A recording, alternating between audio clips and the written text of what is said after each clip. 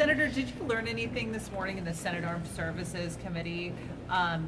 Did you learn anything about the strike? Are we any closer to determining if the operation was legal? This operation was illegal. We know more than enough right now, and so do the American people, to say that there were murders or war crimes or both, and criminal culpability. And the only question is, who's going to be held accountable?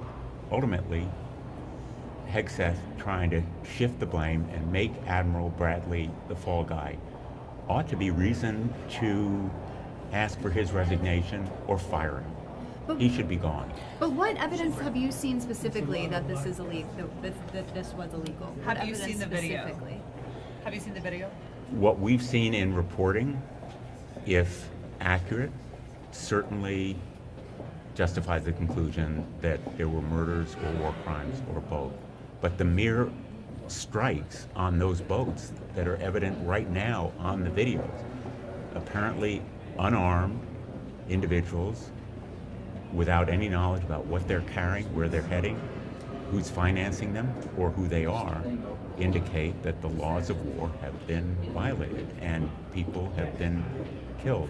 The administration has not denied that 2 individuals out of the fight, disabled, cleaning the boat, were killed. The only question the administration leaves is who's responsible and who's going to be held accountable. Do you have confidence in the Republican-led The 6 lawmakers who released the video, that they had a sense that something like this was coming, that there was a whistleblower involved, and that's why they put out their video? I think we're going to see a lot of whistleblowers. From my information coming from military professionals right now, they are not only dismayed, they are distraught, many of them, that Admiral Bradley or other career officers are going to be made fall guys here. The shifting of blame, the passing of the buck, is exactly what angers our military professionals, because they stand up every day and take responsibility. Senator, do you have confidence in the Republican-led Armed Services Committee? It's obviously Senator Wicker that's leading on this. There's simply no clear indication that an adequate investigation has begun as yet, and it needs to begin right now with a demand that evidence be preserved. The shredders may be going, evidence may be destroyed. We need to demand that it be preserved, and there's no indication that we're going to see an effective, prompt, penetrating investigation. Senator Rounds told me that there was going to be a committee meeting later this week where you would actually be in the room with intelligence officials that would have had direct knowledge of that operation. What does that look like? What are your questions for them? And I just want to clarify, when you say reports, are you referring to the reports out there, the Washington Post article, or are these direct intelligence reports that you've seen yourself? I'm not going to talk about what I have seen, but my clear impression is that 2 individuals out of the fight were clinging to a boat, that individuals who may well have been coerced to be on other boats were completely uninvolved in any acts of war, and that the entire operation involves illegal, possibly murders, war crimes.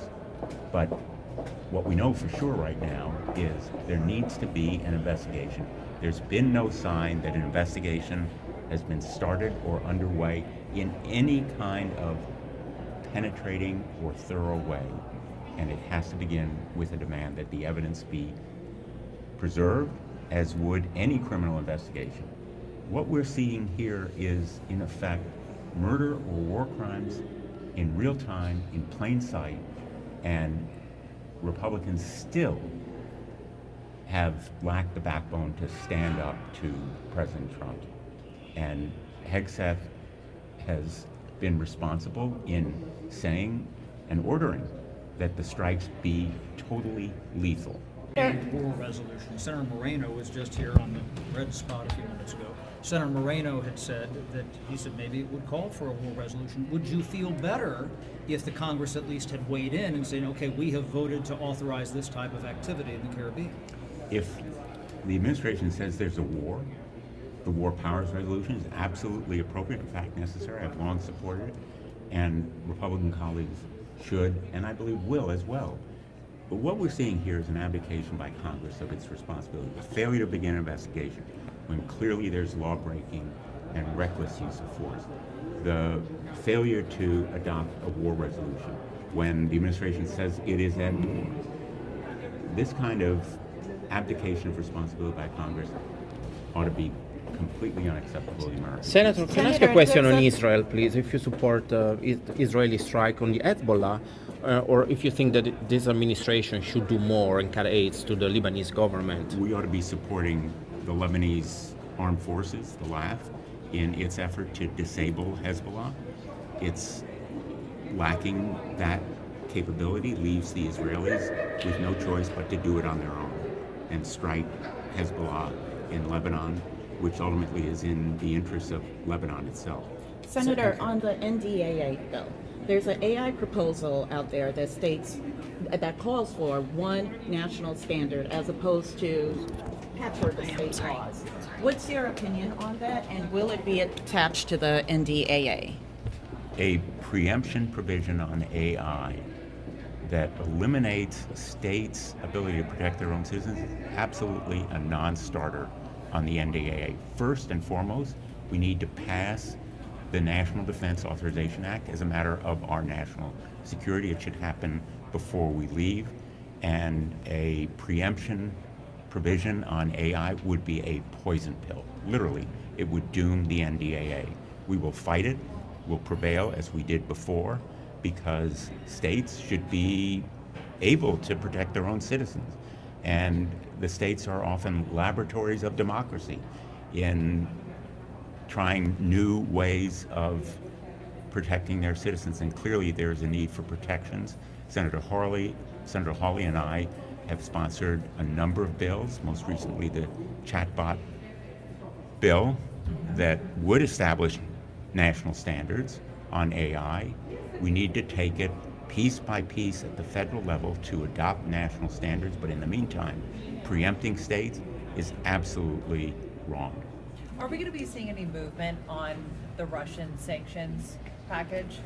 I hope and believe we will at the end of this latest round of so-called negotiations, because I think Vladimir Putin has been totally clear that he wants war.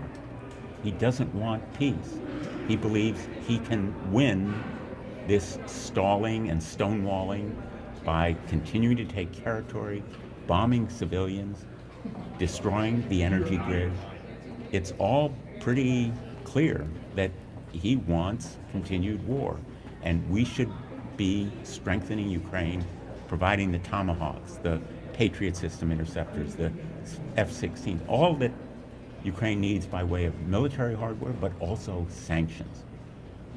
The sanctions bill will stop revenue from flowing to Putin's war machine. He desperately fears it. Is the House dragging their feet? It has to originate in the House, right? Well, the question really is who should go first? Okay. Because typically, under the rules, it would begin in the House. Obviously, we have a bill with 85 co-sponsors here in the Senate. You know, will there be action on the sanctions bill? Ask 85 senators. There aren't a lot of bills these days that have 85 senators with such overwhelming bipartisan support. And I think the evidence is the president may be listening, because he's moved in the direction of supporting this kind of measure. And I think when and if these so-called negotiations terminate without a result, and clearly Putin is stalling, stonewalling, playing Trump and the United States for suckers, I'm hopeful President Trump will be really angry and he'll support the sanctions bill. Thank you. Senator, Thank you. what about getting